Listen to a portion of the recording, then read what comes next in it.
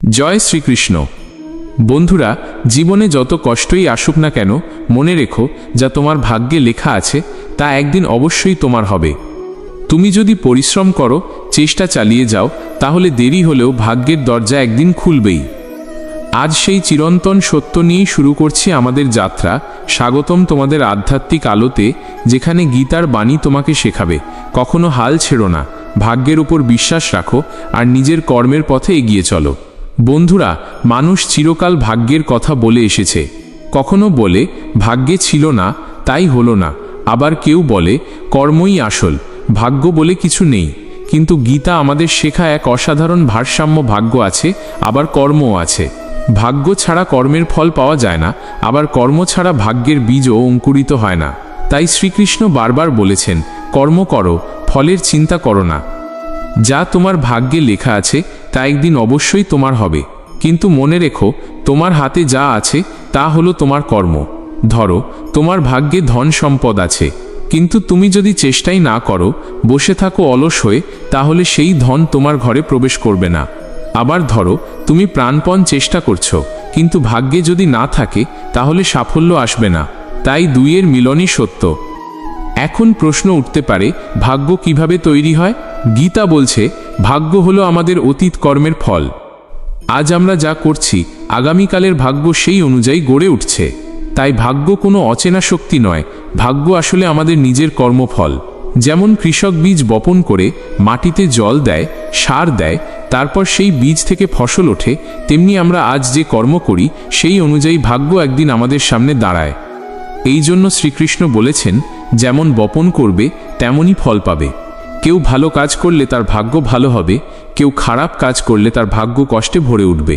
কিন্তু একটা জিনিস মনে রাখতে হবে, ফল কখন আসবে সেটা আমরা জানি না। আজকের ভালো কাজ হয়তো তৎক্ষণাৎ ফল দেবে না, কিন্তু একদিন না একদিন সেই ফল আসবেই। তাহলে কি আমরা শুধু ভাগ্যের হাতে বাঁধা?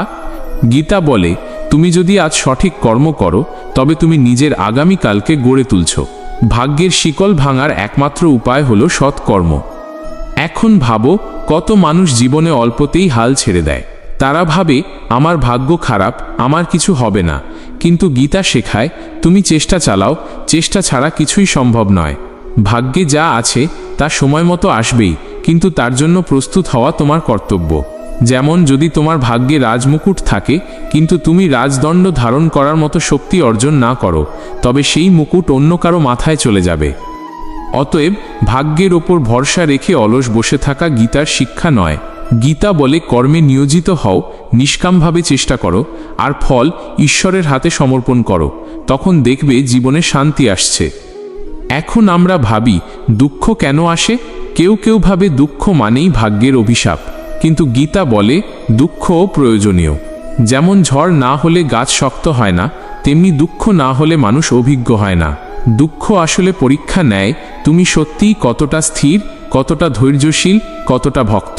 তাই কৃষ্ণ অর্জুনকে বলেছিলেন, সুখ দুঃখ, জয় পরাজয়, লাভ ক্ষতি সবকিছুকে সমান চোখে দেখো। যে সমবেত থাকে সে মুক্তি পায়। এই শিক্ষা যদি আমরা জীবনে মেনে চলি, তাহলে ভাগ্যের উপর রাগ থাকবে না। কারণ আমরা জানব সব কিছুই কোনো না কোনো কারণে ঘটছে। আজ ব্যর্থতা এলো, হয়তো আগামীকাল সে সাফল্যের পথ তৈরি করছে। আজ কারো সাথে বিচ্ছেদ হলো, হয়তো সে আমাদের প্রকৃত মানুষকে কাছে নিয়ে আসছে। তাই গীতা শেখায়, যা ঘটে তা ভালো জন্যেই ঘটে। শ্রীকৃষ্ণ অর্জুনকে বলেন, তুমি শুধু চেষ্টা করো, ফলের চিন্তা করো না। এই কথার অর্থ হলো, আমরা নিজের নিয়ন্ত্রণের বাইরে যা কিছু তা নিয়ে চিন্তা করব না, শুধু নিজের কর্তব্য পালন করব। ধৈর্য, নিষ্ঠা এবং ভক্তি, এই তিনটি মিলে ভাগ্যকে আমাদের জন্য কাজ করতে বাধ্য করে। ধরো, তোমার ভাগ্যে একটা বড় স্বপ্ন আছে, চাকরি, ব্যবসা, সম্পর্ক বা আত্মিক শান্তি। আজ তুমি সেটি অর্জন করছো না, তবে হাল ছাড়বে না, চেষ্টা চালাবে, শিখবে, আরও দক্ষ হবে। একদিন সেই স্বপ্ন বাস্তব হয়ে যাবে। কারণ ভাগ্য কখনো ধূসর নয়, তা সর্বদা সত্যিকার শ্রমের পাশে থাকে। এবার আসি ভক্তির প্রসঙ্গে। ভাগ্যের কথা বলতে গিয়ে কৃষ্ণ ভক্তির গুরুত্বও বুঝিয়ে দিয়েছেন। তিনি বলেছিলেন, যে ভক্তি নিয়ে আমার কাছে আসে আমি তাকে রক্ষা করি। মানে হলো, তুমি যদি ভক্তি দিয়ে ঈশ্বরকে ডাকো, তবে ভাগ্যের যে ঝড়ই আসুক, ঈশ্বর তোমাকে রক্ষা করবেন। ভক্তির শক্তি ভাগ্যকেও পাল্টে দিতে পারে। কারণ ঈশ্বরের কৃপা ছাড়া কিছুই সম্ভব নয়। এখানে একটি দারুণ উদাহরণ মনে পড়ে। ভগবান প্রহ্লাদ, তার ভাগ্যে ছিল পিতার হাতে মৃত্যু, কিন্তু ভক্তির শক্তিতে তিনি অক্ষত রইলেন। ভগবান নরসিংহ নিজে অবতার নিয়ে তাকে রক্ষা করলেন। এই ঘটনা প্রমাণ করে ভাগ্য যাই হোক, ঈশ্বর ভক্তকে রক্ষা করতেই নামেন। তাই ভক্তি হলো সেই শক্তি যা অন্ধকারতম ভাগ্যকেও আলোকিত করতে পারে। বন্ধুগণ, গীতা আমাদের যে শিক্ষা দেয় তা হলো ভাগ্য নির্দিষ্ট, কিন্তু তার সাথে আমাদের কর্ম ও ভক্তি মিলে জীবনকে সুন্দর করে। যদি আমরা শুধু ভাগ্যের অজুহাত দিয়ে অলস হই, তবে জীবন বৃথা যাবে। আবার যদি আমরা ভক্তি ও সৎকর্মে নিয়োজিত হই, তবে ভাগ্য একদিন আমাদের কাছে মাথা নত করবে। অতএব মনে রেখো, যা তোমার ভাগ্যে লেখা আছে তা অবশ্যই তোমার হবে, কিন্তু তার জন্য তোমাকে প্রস্তুত থাকতে হবে, চেষ্টা চালাতে হবে, বিশ্বাস রাখতে হবে, ভক্তি রাখতে হবে। কৃষ্ণ অর্জুনকে শেষমেশ বলেছিলেন, সব ধর্ম ত্যাগ করে শুধু আমার শরণাগত হও, আমি তোমাকে সব পাপ থেকে মুক্তি দেব। এর মানে হলো ভাগ্য, কর্ম, জ্ঞান সব কিছুর উপরে আছে ঈশ্বরের করুণা। তাই ভক্তির সঙ্গে যদি আমরা কর্ম করি, তাহলে কোনো ভয় থাকে না। ভাগ্য আমাদের যা দেওয়ার তার সঠিক সময় দেবে। তুমি যদি আজ জীবনের কঠিন সময় পার করো, মনে রেখো এটা শেষ নয়। তোমার ভাগ্যে যে আলো আছে তা আসবেই। তুমি শুধু সৎ পথে থেকো, ভক্তি রেখো, চেষ্টা চালিয়ে যাও। গীতা আমাদের এই প্রতিশ্রুতি দেয়। তাই আজ থেকে আর হতাশ হবে না, আর কারো ভাগ্য দেখে হিংসা করবে না। তুমি শুধু নিজের পথে চলো। যা তোমার ভাগ্যে লেখা আছে তা একদিন অবশ্যই তোমার হবে, কেউ তা কেড়ে নিতে পারবে না। বন্ধুরা, আজ আমরা শিখেছি যা তোমার ভাগ্যে লেখা আছে তা একদিন অবশ্যই তোমার হবে। মনে রেখো, জীবনের প্রতিটি মুহূর্তে চেষ্টা চালিয়ে যাওয়া, বিশ্বাস রাখা এবং সৎকর্মে নিয়োজিত থাকা, এটাই তোমার ভাগ্যের শক্তি। ভাগ্য কখনো শেষ হয় না, শুধু তোমার ধৈর্য এবং ভক্তি পরীক্ষা নেয়। আজ হাল ছেড়ো না, আজ থেমো না, কারণ তোমার সাফল্য ঠিক সময় তোমার দিকে আসবেই।